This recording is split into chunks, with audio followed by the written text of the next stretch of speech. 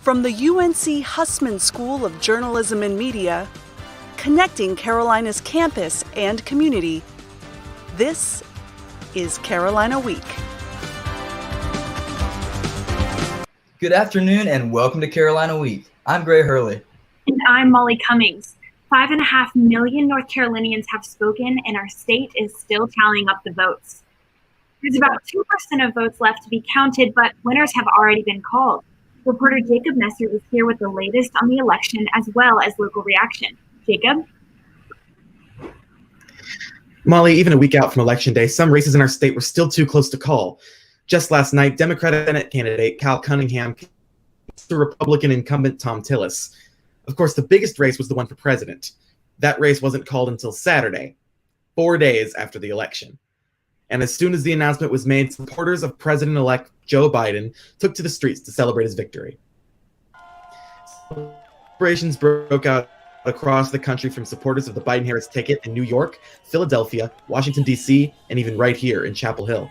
Franklin went wild on Saturday, with crowds gathering at some intersections and cars driving up and down the street honking their horns while passengers cheered out of windows and sunroofs. This carried on for most of the day and into the night, as a long, tumultuous election week came to its end. And young people set a record in this election. There was an increase of about 10% in youth voter turnout, and experts say that may have been a game changer for Joe Biden, who had the support of 61% of young voters. Research shows that in this election, voters ages 18 to 29 were most concerned about healthcare, student debt, and the job market. Reporting live in Chapel Hill, Jacob, Carolina Week. Well, the election might be over, but there's some other big choices Carolina students are going to have to make soon. Registration begins on November 30th, and the course catalog looks a little bit different. Students will be able to choose from 3 different types of classes: in-person only, hybrid, or fully remote. The registrar's office is offering advising sessions both in person or online. You can email them for an appointment. It's been a fall semester like no other for Carolina students, and for first-year students, it's been an even bigger challenge. Reporter Samaria Parker talked to first years about what it's been like to start their college career during a pandemic. Getting into UNC, moving into the dorms, going to sporting events, and enjoying all Chapel Hill has to offer marks the start of the Carolina experience. For first years like Kyle Beeman, their start is consisted of online classes, isolation, and a pandemic. It's kind of like you start to feel like you're only getting the school part of things and not really like the fun, not really the, community. You kind of feel isolated. I kind of just felt like I was in high school again. For UNC first year Nina Scott, navigating her new college classes solely online has been one of her biggest hurdles. And it was much harder as a freshman too, because I didn't know how to use Sakai, and I had to figure out where teachers were and professors were putting their assignments. It was a hot mess in the beginning, but I think I've definitely conquered the sort of remote learning thing. Despite a challenging start, these first years are keeping a positive attitude. I think it's something that I'm gonna value in the future, because I feel like if you're able to be a freshman in college and endure a pandemic at the same time, then I can probably take on any class in the school in person. So that's a positive way I like to think about it. As the semester comes to an end, first years may have another shot at a more normal semester in the spring. In Chapel Hill, Samaria Parker, Carolina Week. Well, regardless of what year you are in college, taking final exams can be stressful. Reporter Sierra Sanders talked to some students about how they're preparing for exams now that everything is being done online. This fully online semester is finally ending, with finals being the last thing ahead of us. Many students struggle with in-person test anxiety, but this anxiety also affects some students' online performance. I do think with everything being virtual, it has affected kind of like how I take tests. I don't study as much because it's online, so I feel like I don't have to. Most of them are open note versus whereas in person, you kind of have to study. You can't have notes in front of you. You can't have anything. So I definitely feel like I learn better in an in-person environment. And another hurdle for many students, their testing environment. I'm the only one in my room trying to take the test. There's no one around me, so I don't have any idea how to gauge like how quickly I should be moving along in the test. Because usually, like, if I'm taking a test in person, I usually finish I'm not the first person to finish, I'm not the last, I'm somewhere in the middle. Not only does the testing environment matter, but so does the type of test, whether they're essay questions or completely multiple choice. Here's some advice to help with testing anxiety. One, I say breathe, because breathing actually helps, like, to just relax, take a few seconds to get your mind right and relax and read the question over again. I think breathing is important. And also, I know tests are usually timed, but to take your time. Take your time this final season and finish strong. Reporting from Charlotte, Sierra Sanders, Carolina Week. North Carolina is a diverse state through and through, and Jilly Kuhn tells us the story of one resident whose bonds to the state will never be broken.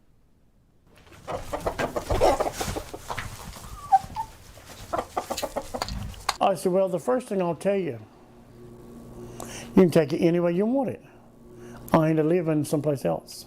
On a little island off the East Coast. My name is Chester Lynn.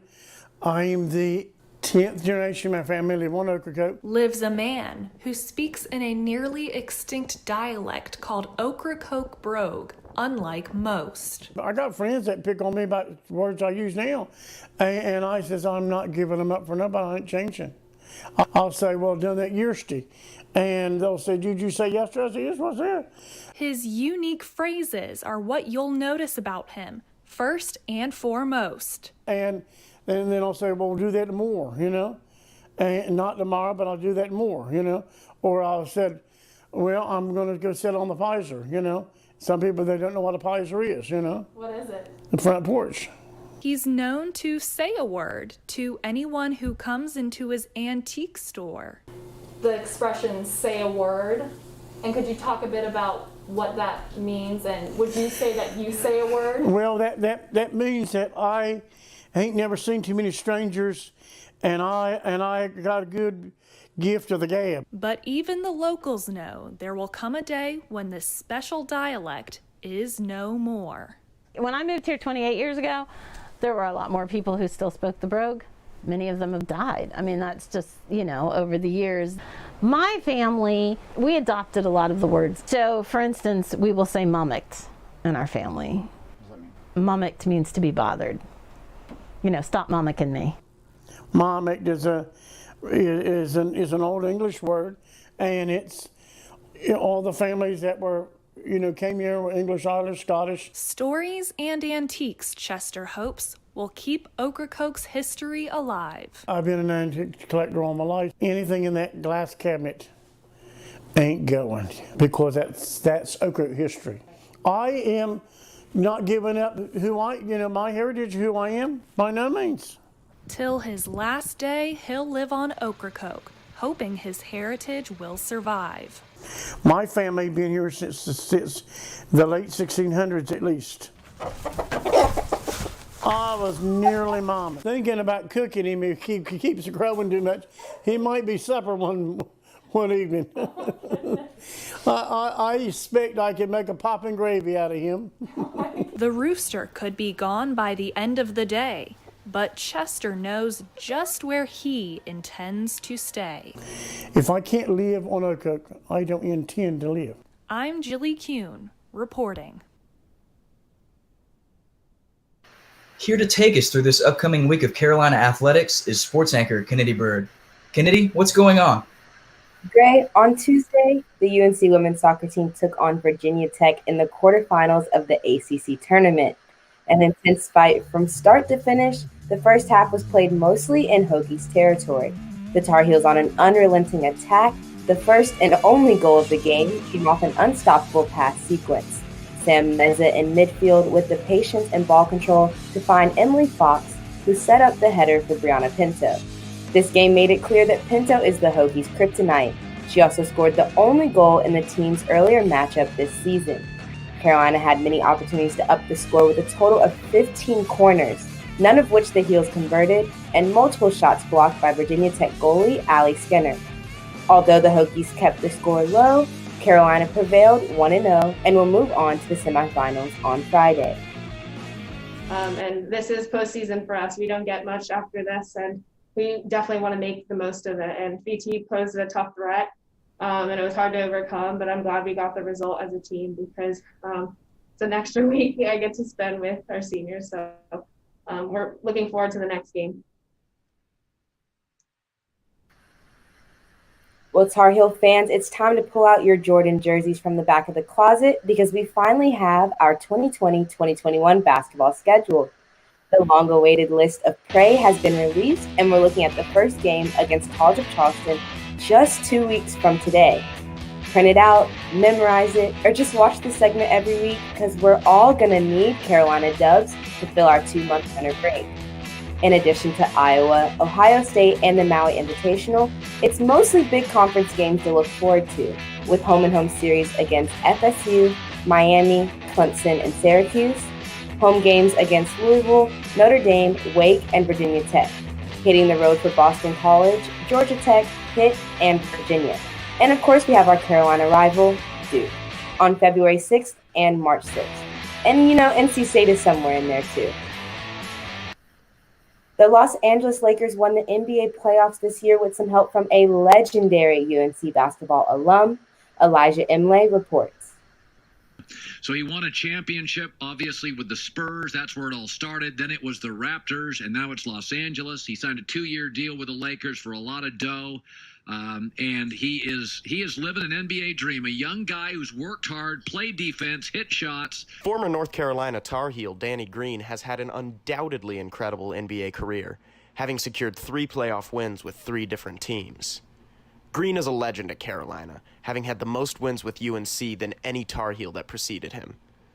Now, he's with the Los Angeles Lakers, who just snagged a huge victory against the Miami Heat in Game 6 to win the 2020 NBA playoffs. I just want to thank everybody that's been in my corner during this time. The whole bubble situation has been different for us. It's been an experience. Danny Green is now one of the only NBA players, the others being Robert Horry, John Salley, and teammate LeBron James, to win 3 championship titles with 3 separate teams.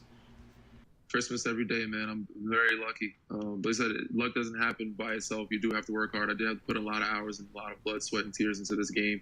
But I've been very fortunate, man, to play for a lot of great organizations, a lot of great teams. In Chapel Hill, I'm Elijah Imlay, reporting. That's all from sports. Be sure to check out our coverage of the ACC Women's Soccer Tournament this Friday and next Monday. Back to you guys. Thanks, Kennedy. One of the big themes of our show this semester has been just how different things can be on campus because of the pandemic. That's right, Gray. Things are definitely different. But one thing that hasn't changed is the amazing beauty of fall in Chapel Hill. Our little town of Chapel Hill feels busy. The streets have been buzzing after the election. Final papers, projects, and exams are approaching. But with every golden leaf that falls to the ground, nature is urging Chapel Hill residents to just breathe. Fall is here. The leaves are at their peak, holiday drinks are on the menu, and the air is nice and crisp. There are so many trails in Chapel Hill where you can see all this beauty for yourself. I have just got my caramel brulee latte from Starbucks. Can't wait to try it. I am headed over to the Pumpkin Loop Trail off of Martin Luther King Boulevard to see the beautiful leaves. If you can't make it to Pumpkin Loop Trail, there are other trails like Merritt's Pasture as well as Bullen Creek. Be sure to get out as soon as you can. Treat yourself to a pumpkin spice latte, buy a fall scented candle from TJ Maxx, and frolic in the fall wonderland of Tar Heel Country. I sure do love fall, Gray. It's not a secret. I'm not ashamed to admit it. Neither am I. Fall is my favorite time of year as well. Well, that does it for this edition of Carolina Week. Thanks for watching.